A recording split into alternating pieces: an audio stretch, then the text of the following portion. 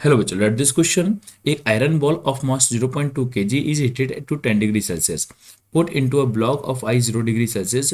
25 gram of ice melt. And if the latent heat of the fusion of ice is 80 calorie per gram, specific heat of iron is कितना होगा, हमसे पूछा गया। देखो बेटा, हमारे पास एक आयरन की बॉल है और ये जो आयरन की बॉल है ये हमको बताया जाता है कि इस बॉल का जो मास है, इस बॉल का जो मास है वो 0.2 kg का है। इसका स्पेसिफिक कैपेसिटी है वो कितना है वो हमें से को नहीं पता, वो हमें फाइंड आउट करना है।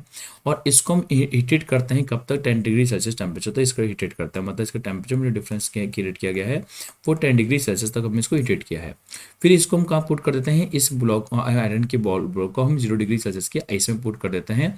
और यहाँ पे जो आइस है, हमने इस यहाँ पे आइस जो है यहाँ पे जो आइस भरी गई है वो 5 ग्राम आपके पास यहाँ पर आइस भरी गई है। 0 डिग्री सेल्सियस पे यहाँ पे 25 ग्राम आइस भरी गई है।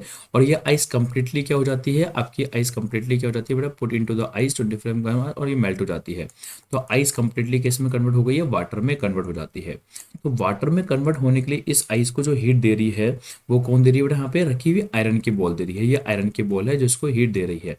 और जिसका टेम्परेचर कितना था जब इस आयरन की बॉल को यहाँ पे रखा गया था, तो इसका टेम्परेचर यहाँ पे 10 डिग्री सेल्सियस था। और धीरे धीरे हीट देती गई होगी, कब तक देती गई होगी, जब तक इसका टेम्परेचर 0 डिग्री सेल्सियस के बराबर नहीं आ गया होगा तब तक इसको हीट दे रही होगी बेटा। तो हम यहाँ पे ये कह सकते हैं कि हीट है ना, heat given by the iron ball, heat given by iron ball. जो आयरन बॉल यहाँ पे हीट देने वाली है, आयरन बॉल बेटा, और तो यहाँ पे हीट टेकन बाय आइस।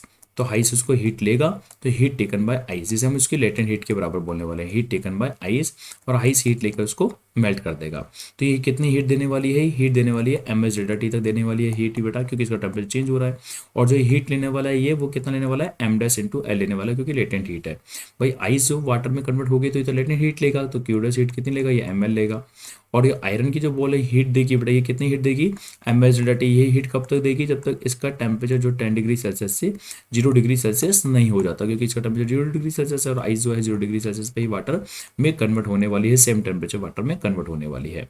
तो इन दोनों को हम क्या कर देंगे, बराबर कर देंगे, तो हम इजीली यहाँ पे मास वो एस को कैलकुलेट कर पाएंगे। थोड़ा मास कितना है इसका, 0.2 किलोग्राम है आयरन की बॉल का। इसको हम किलोग्राम में कन्वर्ट कर लेते हैं, ग्राम में तो 1000 से मल्टीप्लाई कर दिया। एस कैलकुलेट करना है, चेंज इन टेम्परेचर 10 हो गया। यहाँ पे एम डैश कितना है 25 ग्राम है और एस कितना है 80 कैलोरी है बेटा। तो पॉइंट को उठाएंगे तो जीरो आपका कैंसिल हो जाता है, 2 को यहाँ से हटाएंगे तो यहाँ पे फाइनली 40 हो जाता है। और यहाँ पे 0 से 0 आपका कैंसिल हो जाता है। और 25 से काटेंगे 100 को तो यहाँ पे फाइनली 4 हो जाएगा। और 4 से 4 भी यहाँ पे कैंसिल हो जाता है बेटा।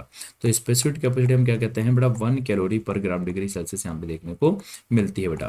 तो स्पेसिफिक कैपेसिटी का वैल्यू कितना हो गया, 1 कैलोरी पर ग्राम डिग्री सेल्सियस। मतलब हमारा एस का वैल्यू यहाँ पे पहला ऑप्शन एकदम यहाँ पे करेक्ट हो जाता है। ओके बेटा, थैंक यू सो मच।